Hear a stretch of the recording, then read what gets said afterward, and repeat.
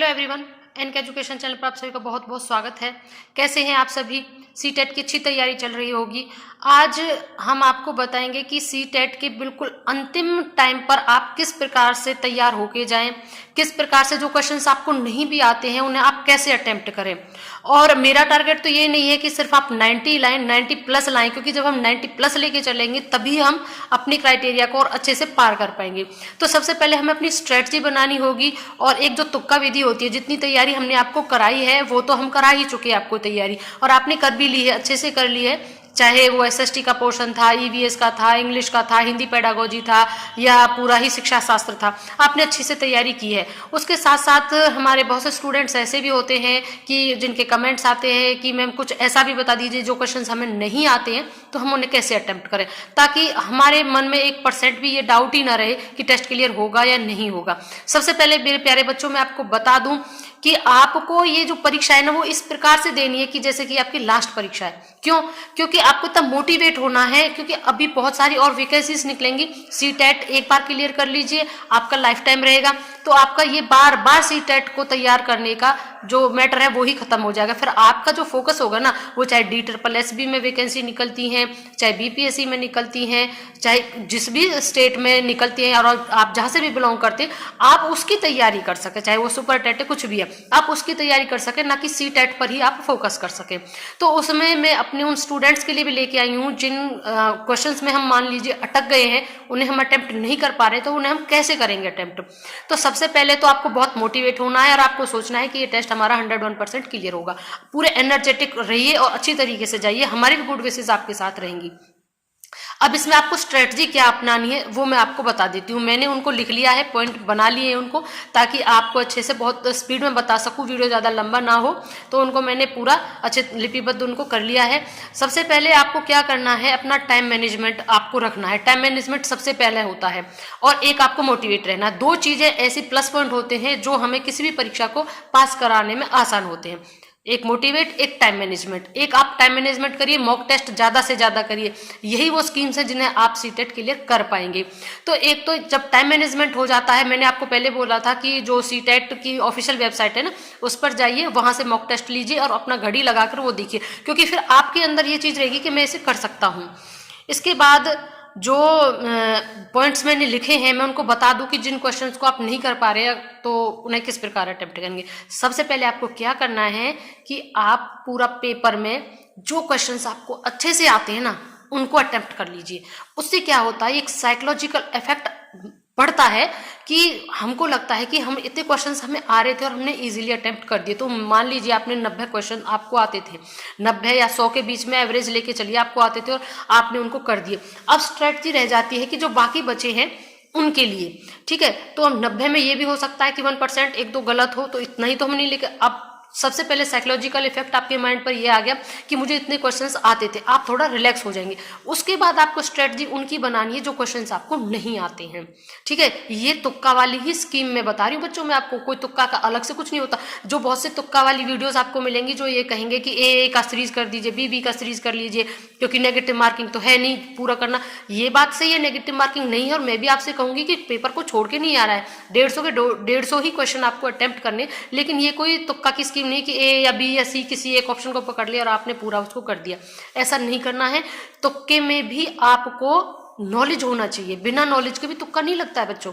Knowledge आपने पढ़ा है तभी आप उसमें तुक्का लगा सकते हैं, वैसा तुक्का नहीं। क्योंकि और जितने भी मेरे स्टूडेंट्स हैं इतना मुझे पता है वो पढ़े हैं, इसीलिए मैं उनके लिए आज ये तुक्का वाली स्कीम जो मैं बता रही हूँ आपको, ये इसमें एक मैंने बता दिया कि सबसे पहले आपको ये पॉइंट तुक्के में ही आएगा, अलग से कुछ ऐसा नहीं होता है। इसलिए मैं आपको वो सटीक नॉलेज दे रही हूँ जो कि मेरी खुद के ऊपर बेस्ड है, मेरे स्टूडेंट्स के ऊपर बेस्ड है, और मैंने भी जो सीटेट दिए हैं, जो मैंने भी अपने सेल्फ अनुभव किया है, उसी को मैं आपके साथ बता रही हूँ। तो इससे क्या होगा, जब आप पूरा जो क्वेश्चन आपको आते हैं वो अटेम्प्ट कर लिए, उसके बाद अब आपको वो करनी जो आपको नहीं आते। और एक ध्यान और रखना, क्योंकि जो हमें आते हैं उनको जब हम अटेम्प्ट करते हैं तो कई बार हम जो सीरीज होती है गोला भरने की वो गलत हो जाती है, इसलिए इसको बहुत विशेष ध्यान से भरना कि जो क्वेश्चन मान लीजिए 31 आपने अटेम्प्ट किया, 31 का आपने बी ऑप्शन भरा, तो क्या आपकी OMR में 31 में बी ऑप्शन ही भरा हुआ है? कई बार सीरीज गलत होने से भी हम बहुत इंटेलिजेंट होते हुए भी रह जाते हैं, ये बहुत मेन बात है। इसलिए मैंने सोचा, टाइम नहीं था फिर भी मुझे वीडियो बनाना होगा, क्योंकि बिल्कुल एग्जाम आ गया और मैं नहीं चाहती कि एक भी बच्चा हमारा इस बार रहे। तो एक पॉइंट क्लियर हो गया। दूसरा, अब आते हैं कि जब आपने ये कर लिया कि अब बच्चे से रिलेटेड कोई भी चीज अगर पूछी जाती है, बच्चा पढ़ रहा है, आप एक टीचर हैं, आप अपने इमेजिन करके रखिए मैं एक टीचर हूं, तो जब बच्चा पढ़ रहा है ना, या बच्चे से रिलेटेड कोई भी क्वेश्चन आपके पेपर में पूछा गया है और उसमें प्रेरणा या कुछ इस तुम्हें लग रहा है, तो उसमें जो भी मोटिवेट वाला ऑप्शन होगा, प्रेरित करने वाला ऑप्शन होगा, वही आपको सिलेक्ट करना है। क्योंकि बच्चा हमारी शिक्षा की धुरी है, उसके फेवर वाले ही आंसर्स आपको देने हैं। यानी बच्चे के फेवर के जो भी ऑप्शन आपको मिले वो आंसर आपको देने, 101% आपका ऑप्शन सही होगा। दूसरा, आपको क्या करना है, एक 2-3 पॉइंट क्लियर हो गए। तीसरा करना है आपको, शिक्षक को क्या है, अब बच्चे का तो आ गया, अब शिक्षक का भी आता है। तो शिक्षक को एक तरीके से आपको ऐसे समझना कि वो सर्वे सर्वा है, पूरा शिक्षक एक सर्वे सर्वा है, वो कुछ भी कर सकता है। इसलिए शिक्षक के आराम वाली चीजों का चुनाव आपको नहीं करना है। जिस ऑप्शंस में शिक्षक के रिलेटेड कोई आराम वाली चीजें, सुविधा की चीजें बता रखी है, वो चुनाव बिल्कुल मत करिएगा। क्योंकि इस टीचर को एक सर्वे सर्वा माना गया, वो सब समस्याओं का हल कर सकता है। इस पेडागोजी के आधार पर रखकर आपको क्वेश्चंस का सॉल्व करना है। अब हम अपना 4th पॉइंट देख लेते हैं। जो नहीं आता है ना, उनमें से जो ऑप्शन, मान लीजिए क्वेश्चन आपको बिल्कुल नहीं आ रहा, और पता है सीटेट में क्या होता है, बहुत बड़े बड़े लेंदी क्वेश्चंस होते हैं। उन क्वेश्चंस को पढ़ने में ही ऐसे लगता है कि 1 मिनट से ज़्यादा तो मेरा क्वेश्चन पढ़ने में ही चला गया। तो आपको अगर लग रहा है कि मुझे आता नहीं है, तो इतना टाइम वेस्ट ना करें, आप सीधा ऑप्शन पे जाएं। तो ऑप्शन में ही कई बार हमें जवाब मिल जाता है। तो ऑप्शंस में क्या करो, अगर ऑप्शंस में कोई ऑप्शन आपको ऐसा लग रहा है ना बहुत लेंदी है, तो मैं आपसे कह रही हूँ 101% वही आंसर होता है। मान लीजिए एक क्वेश्चन मतलब option number A, B, C, D, तो मान लीजिए जो ऑप्शन नंबर C है ना, और C बहुत लेंथी लिखा हुआ है, यानी उसमें एक्सप्लेनेशन में 3 या 4 लाइन लिखी हुई हैं ऑप्शन C में, तो समझ लीजिए वही आंसर है आपका। तो जो सबसे ज्यादा लाइन वाला आंसर ऑप्शन आपको लग रहा है, तो वह आंसर होने के पूरे चांसेस होते हैं। एक है पेडागोजी। जब आप सॉल्व करो तो पेडागोजी को सॉल्व करने का एक मूल मंत्र और सबसे बढ़िया तुक्का यही है कि उसमें जो पॉजिटिव चीज हो वही आपको पकड़नी है, नेगेटिव कुछ नहीं पकड़ना है। चाहे बच्चे का हो या किसी का भी हो, उसमें आपको पॉजिटिव ही चीज पकड़ के चलनी है, उसी का सिलेक्शन करना है, तो वह सही होगा आपका।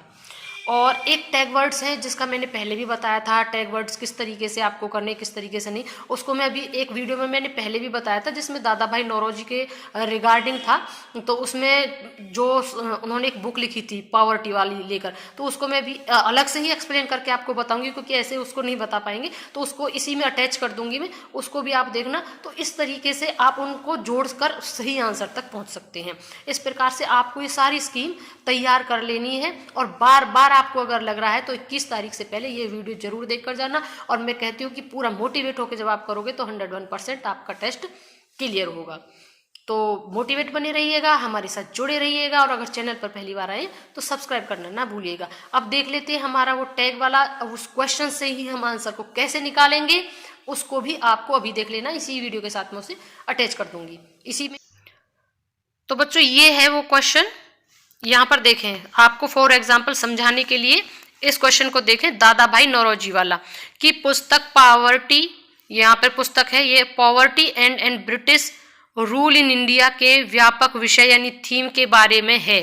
तो यहाँ पर ब्रिटिश भारत सरकार के अभिशासन और प्रबंधन संचालन। दूसरा है औपनिवेशिक काल में मुख्यतः बुनकरों को दिए जाने वाले वेतन के भुगतान।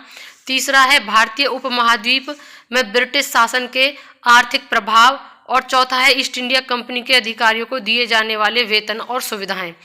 अब इसमें आप देखना यहाँ पर किस तरीके से हमें क्वेश्चन से आंसर ढूंढना है। यहाँ पर इन्होंने पॉवर्टी, गरीबी एंड ब्रिटिश रूल, तो हमें 2 मेन चीज, मैंने कहा था हमें मेन पॉइंट को पकड़ लेना। तो इसमें हमने पॉवर्टी है मेन चीज और ब्रिटिश रूल है। तो इनमें से किस ऑप्शन में आपको ये दोनों चीजें मिल रही हैं, कि पॉवर्टी यानी अमीरी गरीबी से संबंधित कोई चीज और ब्रिटिश रूल से संबंधित कोई चीज।